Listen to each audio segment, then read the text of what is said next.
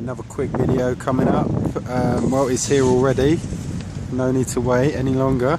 So yeah, the problem is when I get a camera out and I just forget what I wanted to say about so many things, and I don't really state my case correctly.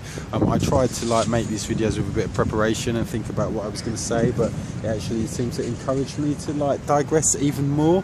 I don't know how that works, but yeah, I see it better if I freestyle, but when I freestyle I do also ramble and I do also miss the point. So I've got to yeah, just tie up a couple of the points I was making in that last video. Basically all of this depends on perception, so then we must consider the nature of perception and what it means to perceive something. Now you have probably heard, as I heard, you know, when I was very young and gave no credence to, you have probably heard the idea or the riddle, shall we say, about a tree in the desert, in the forest, excuse me, a tree in the forest. If a tree falls in the forest, does it make a sound?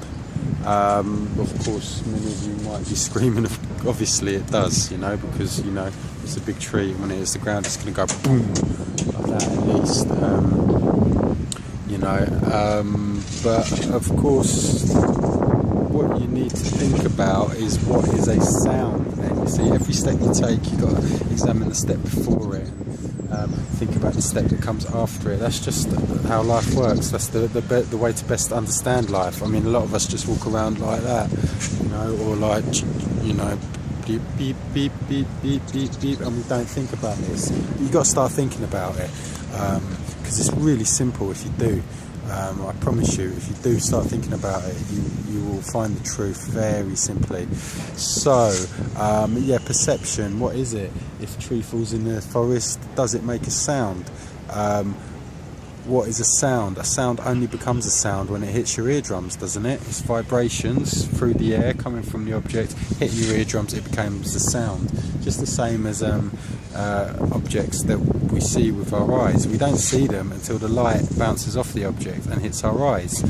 So in that way, that we're actually manufacturing reality all the time. Everything that we see is subject to our own interpretation of events.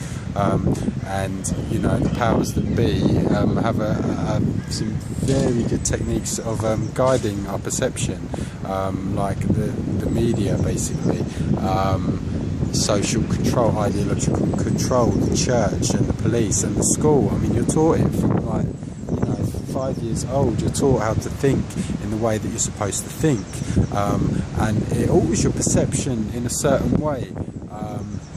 So you know, you haven't got as much freedom of perception as you once had, for example, on the day that you were born. But you can get it back. It's still in there if you try hard enough. You don't have to believe everything you've been told. When you read the newspapers, you've got to imagine who owns this newspaper. What agenda are they trying to serve? How does this work in that way? You know, when you watch the television, the same things occur. It's probably the same guy that owns the television and the newspaper, if you trace it back far enough, and you can do that as well. You know, you can find out for yourself the facts surrounding this kind of thing. But yeah, anyway, the notion of perception is very individual, it's very unique, and it's very changeable. So the point that I'm making, and I'd like to keep this short, is that we create our own reality all the time. We essentially imagine the world into existence. So people like myself, and you know, millions, billions, trillions of others throughout history have basically imagined some kind of God into existence, and that doesn't mean that it's not real. That means that it is absolutely real insofar as anything is real. I mean, yeah, there's things around us, like, you know, you can touch them, you can feel them, they have mass, but the meaning is all attached by you, just like with the words that we use. And the only thing that seems to come from somewhere else actually is emotions, feelings, is things that you perhaps can't always control, which brings me full circle to my original point. Where do these things live? You know, are they physically there in the tissue of your brain? Are they physically there, written as words on pages? You know, or are they somewhere else? and is that place where we all live, you know? I don't know, I'm losing the plot a little bit, but I hope you get what I'm saying. It's all a question of perception. You've been raised with a certain type of perception that makes the system that we live in easier to perpetuate, and the system that we live in cannot be perpetuated any longer for the good of the majority of the planet, and the galaxy beyond that, who knows. That's all I'm saying.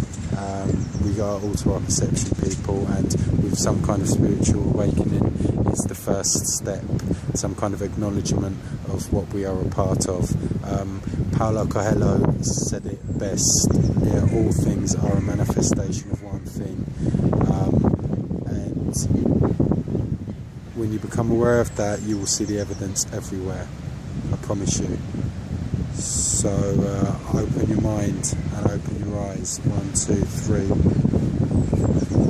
That's it. That's enough for now. Speak to you later. Might come.